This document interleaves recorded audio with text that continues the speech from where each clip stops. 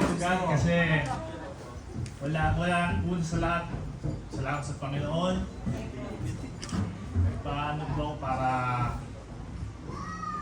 makilala ko pa po siyang maigi. Hindi niya po ako na makapunta doon kung saan yung alam niyo naman, nakikinom. Ayun po, gusto ko po siya makilala ng maigi po at glory to God po sa lahat. Amen. Glory to God sa bali brother mo. Si Brother Mervin po. Hindi ako na-inform. Ay, hindi pala na-inform. Ay, hindi nagbubuhat. Eh kasi dito ano siya sa social media. O, may na-inform ka na, Brother Mervin. Ano ba, Mother Mervin, ang nag-ano sa'yo, nag-joke talaga sa'yo, bakit nag-decide ka na personal na magpa-water baptize? Ayan. Mula sa lahat, magandang umaga mula sa lahat. Mula pastor, minsan pumunta sa lahat. Oo, nagpunta kasi ako sa kanila din bago. Pinausap niyo doon. Kaya, siguro, sabi nga ni Pastora noon, tayo yun, sabi ako ng mga problema ko. Ayoko umiyak.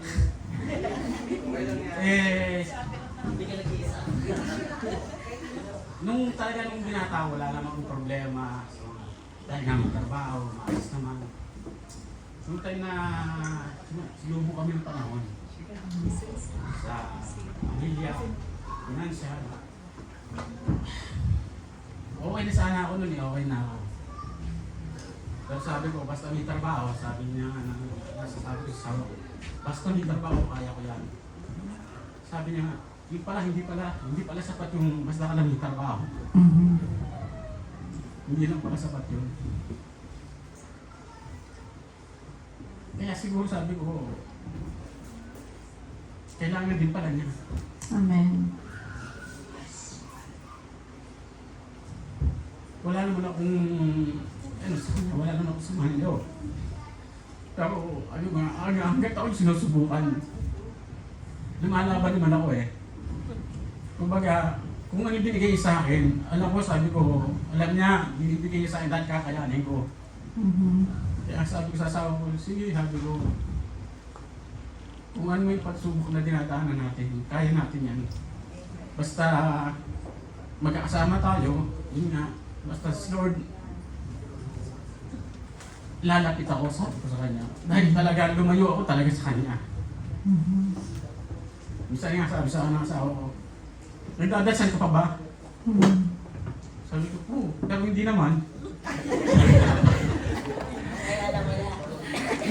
Yung sinasabi sa akin ni Ariana, Daddy, ba't hindi ka nagdadasal? Hindi, nagdadasal ako pero tulog na ako.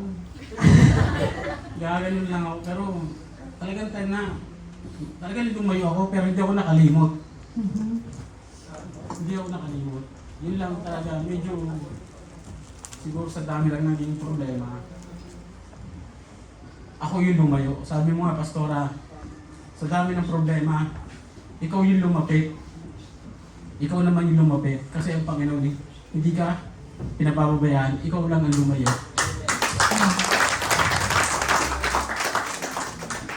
Amen. Glory to God sa bali Brother Mervin. Ako naman po yung nag-joke sa akin na water baptize. Kasi nung una, sabi ko sa sarili ko, hindi ako mag-water baptize. Pero habang simula nung umatid dire-diretso na sa church, parang kinain ko na yung sinabi ko. Hindi ako mag-encounter, hindi ako mag-water baptize. Hindi ako tatayo doon. Pero yung dumaan na yung mga araw, nakapag-encounter ako, tapos sabi ko sa sarili ko pa, kinain ko yung mga sinasabi ko. Sabi ko, ako pa ba to? Sabi ko, parang may kulang pa eh. May kulang pa sa akin. Kasi nung sinabi ni Pastor na merong water baptize nga, baga sabi ko, parang ito na nga ako talaga yung sign na oras ko na. Na doon na talaga ako. Na sabi niya,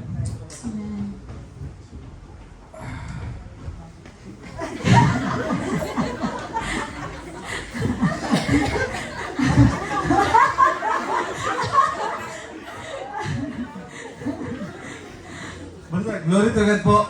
Pag nagsaserve na ako kay God ngayon. Amen. Glory to God. Oh, Brother Jason. Glory to God. pang-apat ko nang ang baptized. Hindi kasi yung una, pangalawa, pangatlo, sa Pilipinas, yung una, pinagbigyan ko lang yung ate ni Jane na para walang masabi. Sige, lulubog na ako. Kasi pangalawa, pangatlo, parang nag-trip na lang ako. Yung pangatlo, nag-trip lang kami ni parang Jack kasi yun nga, pagbigyan namin si Pastor Wally. Wally Boyet. Pastor Boyet na kayo. Sige, lubog tayo para walang masabi. Pero itong pang-apat talagang dito ko na talaga sabi ko, isusuko ko yung buhay ko, magpapalubog ako ng tunay, Amen. galing sa puso. Amen. Amen. Pero nung Sabado, sinubukan ako ng kahoy. Na-testimony ni Jane yun eh. Nakakala ko makakadisgrasya na ako ng tao. Talagang nanalangin na rin ako nun eh. Tsaka natatawa ako kay Gero eh. Dahil si Gero parang, Jay, tama na yan, Jay, tama na. Parang sabi ko, may dalawang taong umaawa talaga sa akin eh. Yun na nga, nag-pray na lang din ako. Pero nakita ako ng asawa ko eh, nanggagalaitin ng ipin ko eh. Talagang gusto ko di ko alam talaga kung ano mangyari ng gabi na yun. Kaya pag uwi namin, sabi ko sa asawa ko, salamat kasi andiyan ka, kung wala ka, baka na-disgrasya ko yung tao na yun. Pero, yun nga, kinabukasan, birthday ko nun. Tumawag sa akin yung kapatid ko, yung bunso. Sinusubukan pa rin talaga ako ng kahoy. Sabi sa akin, Tol, yun nga, pinagmumura ako eh. Sabi niya,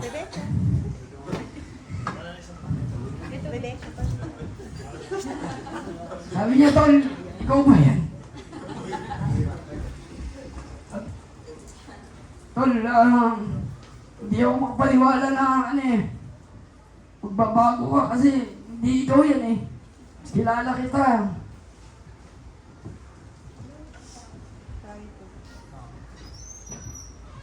Kilala kita, masamang tao ka eh. Sabi ko nga, dahil lasing nga siya, kung ano nang pinagsasabi, pinutol ko na yung usapan namin. Sabi ko, mag-concentrate na lang ako sa paglubog sa akin. Kasi walang mangyari. Baka hindi ako tumuloy eh.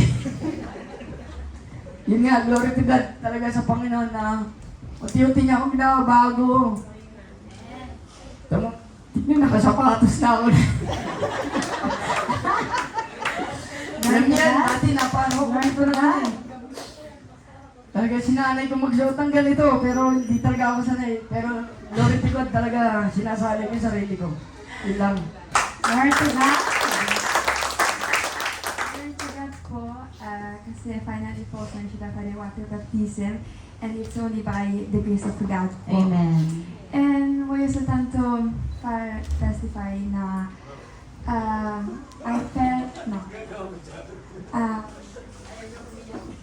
naramdaman ko yung strength ng Panginoon na Amen. kasi I opened my heart to Him po. Amen. And sono blessed po, grateful po na I have decided for to follow Jesus. Amen. Yun po. Amen. Glory to God. His sister Chanel.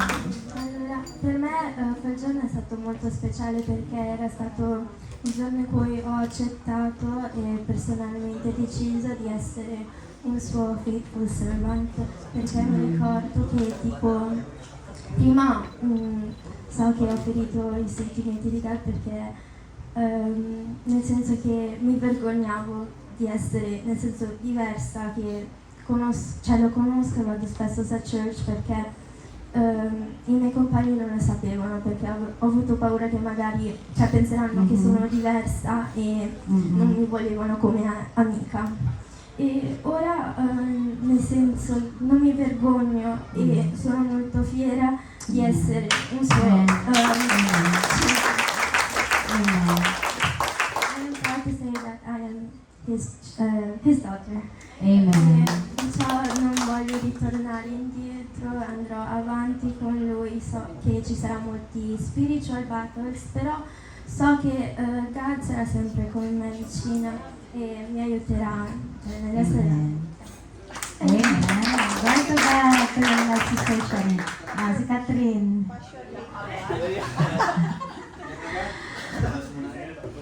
Glory to God po, no? Konting balik tanong lang po. I've been a Christian since I was 13 years old. But after 20 years, ngayon lang po ako nag-decide magpa-water baptize. Why? Naalala ko po kasi sinabi ng isang pastor, galing po ako sa Christ Commission Fellowship. And naalala ko po yung sinabi niya na hindi ka magpapa-water baptize dahil nainggit ka lang o naki-join ka lang sa mga friends mo. It is a self-will mo. So, from the start po na since 30 years old ako, na-attend ako every Sunday, uma-attend din ako ng mga youth camp. Pero hindi ako ganun ka-active kasi medyo malayo po yung bahay namin. And then, nung nag-college na, ito na medyo naligaw ako ng daan. So, try this. Lahat parang try. So, yung nakalimutan para akong lumamig.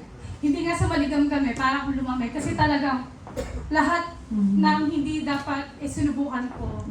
And then, yung nagkaanak din ako ng without marriage pa. Una yung anak bago yung marriage. So, isa sa malaking kasalanan ko. And then, nung nag-pandemic, parang it was eye-opener sa akin na, Lord, I surrender again myself to you. I am here. Sorry for the long lost time na naligaw ako. Salamat kasi binalik mo ako sa daan kung saan dapat ako nandun.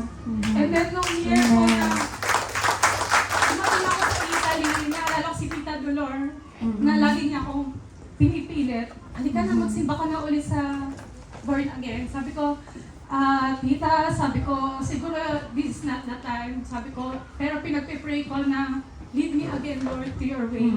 Then dumating nga po yung last year na umattend ako dito nung 5th year anniversary ng JIL Como Uno. Pero prima, umattend din po ako ng JIL Como Dube. Then umattend po ako dito. Simula po noong taon yun, tinanong ako ulit ni Tita Dolor, same year, 2022, kung gusto ko na magpabaptize. Sabi ko, no, Tita, sabi ko, hindi pa ako decided. Maybe next year, or I don't know kung kailan ako iaano ni Lord talaga na magpabaptize. Then dumating nga po yung year na to, 2024, numattend ako ng encounter. So doon po talaga na ano ko na, this year, Lord, I accept you 100% in my heart, in my life, Amen. and in my family. Amen. And I decided to magpabaptize.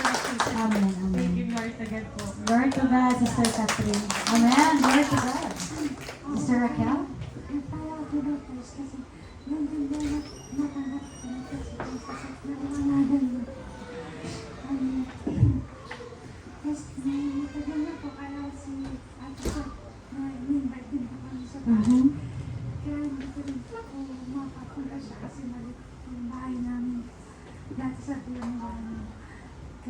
Tapos sabi ko po, pagkalipat na lang doon. Kaya, nung sabi namin, madyan ka na po.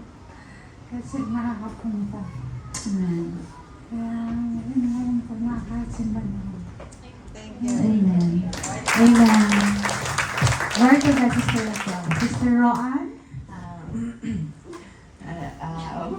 Umpisa ko pa, yung mga tao kasi tingin sa akin, pasaway ako. Pati yung mga ate ko, okay, diba? Parang yung family ko, pag ako yung ako yung pasaway. Pero, alam mo naman ni Lord yun na hindi naman. Parang, dati kasi, inano ko lagi, Lord, so, simpleng buhay lang naman yung gusto ko. So, wala naman, di ako mahilig sa material na bagay. Gusto ko lang ng masayang family, gano'n. Hindi ko gusto maging mayaman o alam. Pero parang, ba't gano'n? Parang ang bigat-bigat pa din. Pag dumadating yung mga problema, gano'n. Sabi ko, mabait naman ako, di ba? Naman Di parang hindi ko maintindihan kung bakit hanggang sa dumating po sa point last year na gusto ko na talaga i-give up lahat. Isa sa gusto ko i-give up yung family ko. Kasi parang sabi ko, kaya ko naman mag-isa, malakas ako, kaya ko. Pero kung maisipin natin, siguro, pinaabot ako doon ni Lord sa point na yun. Para maintindihan ko kung ano talaga yung kulang sa buhay ko. Amen. Tapos yun nga, nag-start po kami umattend. Amen. Nung una, hindi ganun pa din. Sabi ko, parang sinasabi nila sa akin, ito yung dapat. Pero ba't ganun? Parang ang bigat pa din. Ito ba talaga yung dapat? Hanggang sa yun ako nag-encounter, ganun, nakapakinig ng Word of God. Tapos yun, na-realize ko na ang kulang pala kahit mabait ako. Totoo. I-underline ko pa yung mabait ako. Is yung relationship ko kay God. Amen. Amen. Thank you, Lord. Tapos yun, ngayon, hindi pa rin naman naubos yung mga problema. Diyan pa rin yung bills. Diyan pa rin yung mga pasaway, problema sa school, sa trabaho. Pero ngayon po talagang magaan ko na hinaharap lahat. Amen. Amen.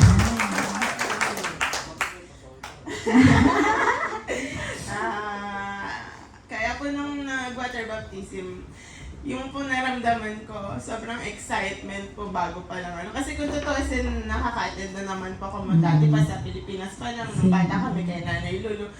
Pero hindi nagkaroon ng chance na may nagsabi sa akin, mag-ano ka na. Siguro hinintay talaga ni Lord yung time na ready na ako. Kasi nung palapit pa lang po ako kala pastora, kay pastor, ganun. Parang, mixed emotions, yung tuwan-tuwa yung puso ko. Nandun ako yung, bago ako ilumag, naiyak na ako kasi nagpapasalamat ako na ito na yun, Lord, sinasurrender ko na lahat sa'yo. Amen. Ayan, kaya... Amen. Amen. Glory to God, Sister Ron. Glory to God. Si Mamu. Ayaw mo yan, Mamu.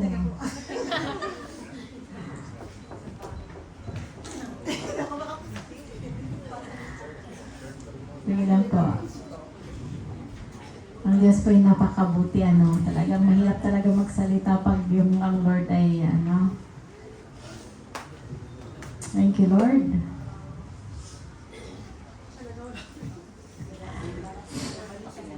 Si Papu muna. Papu. Ano po, magandang umaga po sa mga. Ako po ay...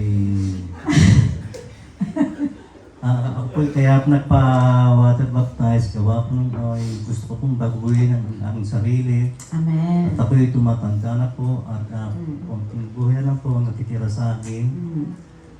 Kaya kung bago po ilubog ang aking ulo at sa lago at aking buong katawan ay ako po ay nanalangin sa Kanya. Amen. Ginoon, linisin po ang aking puso, linisin po ang aking pagkatao, linisin po ang aking isip at puso. Amen. Linisin rin po ang aking mga pagkakasala sa iyo. Amen. At sana ay mula sa araw na ito, ang sinusuko ko na po ang aking buhay. Amen. At sarili ko sa iyong buong buo. Ikaw na po maghahari sa akin at Amen. ikaw na rin po magliligtas sa aking yun lang po. Amen. Amen. Glory to God. Si Mamu. Di ba po tayo, ang una natin, kauna-una natin hinihiling kay Lord. Para sa anak. Sa ating mga anak, totoo. Bilang mga magulang, ay sa ikabubuti lagi ng mga anak. Ayan, diba? Salamat po sa kanya dahil lahat binago niya para sa kanya. Amen. Thank you, Lord. Thank you, Lord. Yun lang po, lagi kami naasap na mag-asawa sa Amen. bago na. Amen. Binigay naman po na sa akin. Hallelujah. Thank you, Lord. Talaga napaka-powerful ni Lord. Amen. Thank you, Lord. Kaya nagpapasalamat kami, maligaya na kami mag-asawa sa nakikita namin. Amen. Hallelujah. Thank you, Lord. Salamat po na Mamu. Lord, salamat po sa inyong pagbuhay.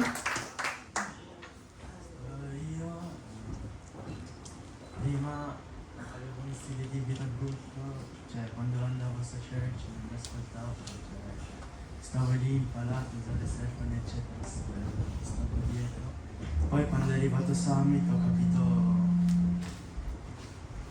che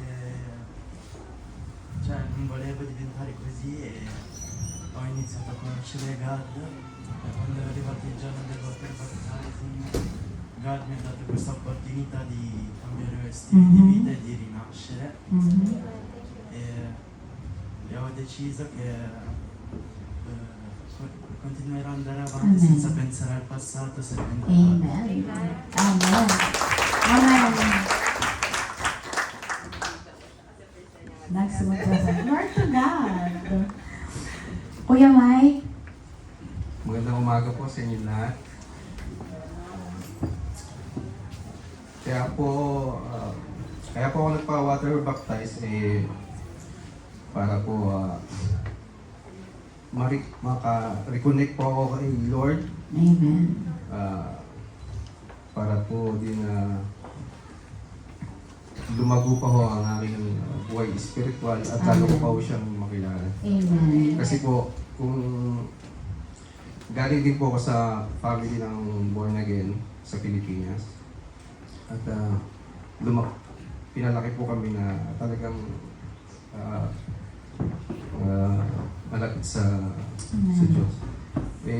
Pagdating po dito sa Italy, lumayo po ako sa kanya. Kaya, nangyari po yung mga bagay na hindi maganda sa buhay ko. Nakulong po ako. At yung pagkakakulong ko po na yun, doon ko po lalong naisip na parang kinalapit na ako ng Panginoon. Na bakit ako humiwalay sa kanya ganyan. Tapos ng mga time na nahihirapan ako at pagramdam ko lahat ng taong kakilala ko, iniwan ako. Bukod tanging siya lang po ang aking nalalapit. Hindi niya ko iniwan. Kaya, yung promise niya po sa atin na na hindi niya po tayo iiwan, ito po yun. Amen. Napatunayan ko po yun, kaya Amen. tapos ito pong pag water baptism na yung ginawa po sa amin, nakita ko pong opportunity para po makabalik po ako sa kanya. Amen. Amen. Glory to God po. Next goal, encounter. Yan. Lord to God. Lord to God po sa encounter. Amen. May tissue na ba lahat? Medyo mahaba-haba. Ako, namulat ako naman talaga na alam ko meron Panginoon, merong God. Kasi 13 years, bali, ang in-instill talaga ng nanay ko sa akin na blessing ako. Kasi 13 years sila kinasal bago ako lumabas. So within 13 years na yon, talagang ipinokus niya yung sarili niya sa Lord. Nagsilbi siya sa simbahan, lahat-lahat na yun. So, nung elementary ako hanggang lumaki ako, walang palya ang Sunday kahit umuulan, kailangan punta sa church. Yung alam mo yung elementary ka, ang sarap matulog, kukurutin ka, dali na, punta ka tayo, simbahan na tayo. Okay, nangungurot pa yun. So parang, yun, alam ko merong Lord. Pero nung humiwalay ako sa nanay ko, nagtrabaho ako, lumayo na din ako. Parang wala na, andun yung reminders na dapat huwag kang makalimot. Ganon. Binigay ka sa amin, blessings ka sa amin, dapat dapat nandoon lagi yun sa isip mo. Pero ganun siguro talaga. Pag malayo ka, alam mo yung kung ano yung ikasasaya mo, yun nga, yung kaaway, kung ano ang binibigay sa yung kasiyahan, nandun ka na, wala na, nawala na yung hanggang sa nakalimot na ako sa home. Although nagsisimba ako, pero kung kailan ko lang gusto, parang ganon. Until, yun nga, dumating ako, so tinanggal niya ako doon sa Hong Kong, dinala niya ako dito sa Italy with purpose pa din. Matagal na ako, siguro mga few months, 3 months, 4 months akong dumating dito. Marami na akong na-meet ng mga Pilipinas, sa Western Union, sa McDonald's, or whatever.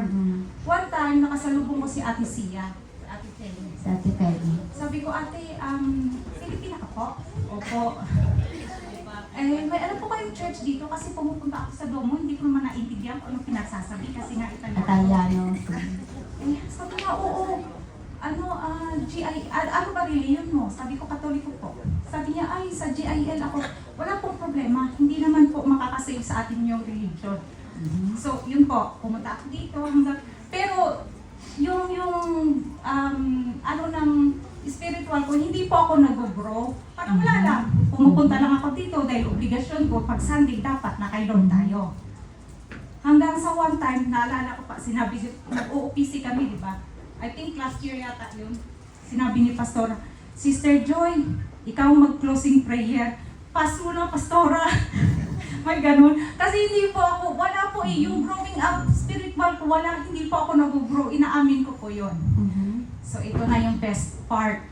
2024. Unang bungad ng 2024, namatay yung tatay ko. So, umuwi ako. 1 week pa lang akong nakabalik dito, sumunod yung nanay ko. So parang gumuho yung mundo ko.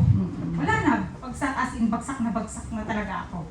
Maraming salamat. I will take this opportunity po para magpasalamat sa mga tumulong noon, nung nasa time na financial of course sa GIL family po. Maraming salamat po sa inyo. Hindi po ako nakapagpasalamat noon sa inyo. Pero thank you talaga sa tulong.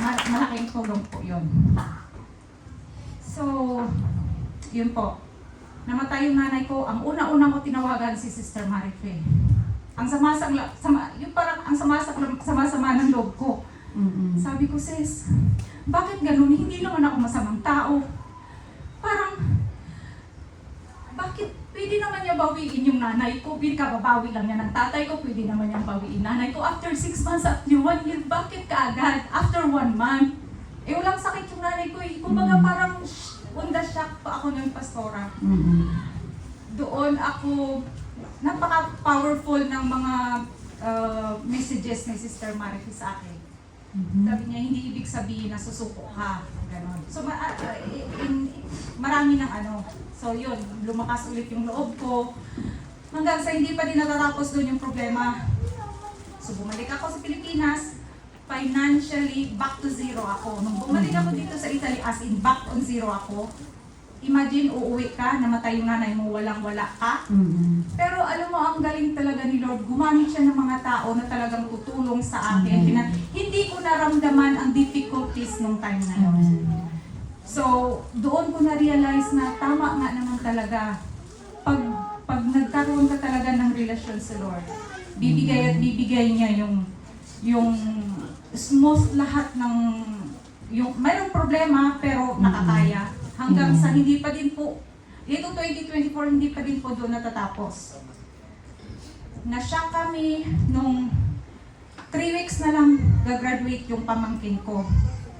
Akala nila full free yung tuition kasi nga varsity. Nalaman namin may balance siya more than 120,000 pesos. So wala silang matatakbuhan. Ako pa din. Glory to God. May ginamit ulit si Lord. Amen. Na-solve yung problema na yun within 3 weeks. Amen. July. Muntik na mahulog yung kusina namin dahil na landslide. Pera na naman. Saan ako tatakbo? May ginamit na ulit si Lord. Ayun, thank you Lord.